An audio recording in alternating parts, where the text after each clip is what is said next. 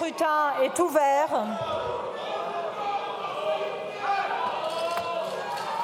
Le scrutin est clos.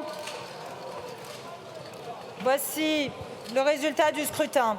Votant 573, exprimé 535, majorité 268, pour 349, contre 186. L'Assemblée nationale a adopté.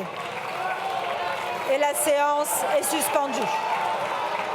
On peut tout de même se réjouir d'une avancée idéologique, d'une victoire même idéologique du Rassemblement national, puisque est inscrit maintenant dans cette loi la priorité nationale, c'est-à-dire l'avantage donné aux Français par rapport aux étrangers présents sur notre territoire dans l'accès à un certain nombre de prestations sociales qui sont aujourd'hui soumises pour les étrangers à des conditions, certes pas assez sévères à notre goût, mais sur le principe, je crois que c'est une grande victoire idéologique de notre mouvement. Sortez des slogans, des postures, en voulant faire croire, en voulant faire l'amalgame entre notre texte et les positions de l'extrême droite. Les mots ont un sens, monsieur. C'est un grand moment de déshonneur pour le gouvernement, un grand moment de déshonneur pour ceux qui représentaient cette majorité dans cette commission mixte paritaire.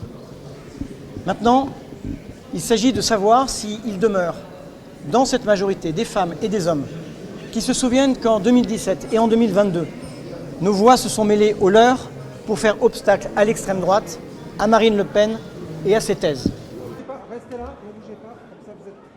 Donc ce texte a été adopté avec les voix du Rassemblement national, mais pire que ça, avec les idées du Rassemblement national. Donc nous, je veux d'abord vous dire que nous allons saisir le Conseil constitutionnel et qu'il se trouve que le ministre Darmanin lui-même a d'ores et déjà expliqué que beaucoup des choses qui étaient dans ce texte étaient anticonstitutionnelles. Donc nous savons déjà que nous allons gagner sur une partie du texte. Le macronisme a finalement, en 18 mois, mené des débats qui mènent aujourd'hui à sa mort politique. C'est-à-dire que le « en même temps » d'Emmanuel Macron n'existe plus.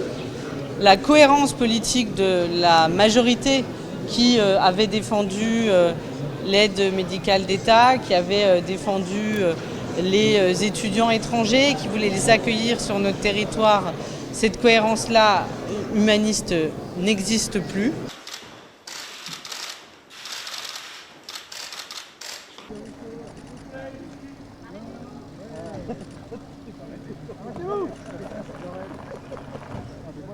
C'est tout à son honneur, s'il ne se sent pas à l'aise avec ce vote, de prendre ses responsabilités. Vous savez, Chevènement disait un ministre, ça démissionne ou ça ferme sa gueule. Je crois qu'il a fait sienne cette maxime.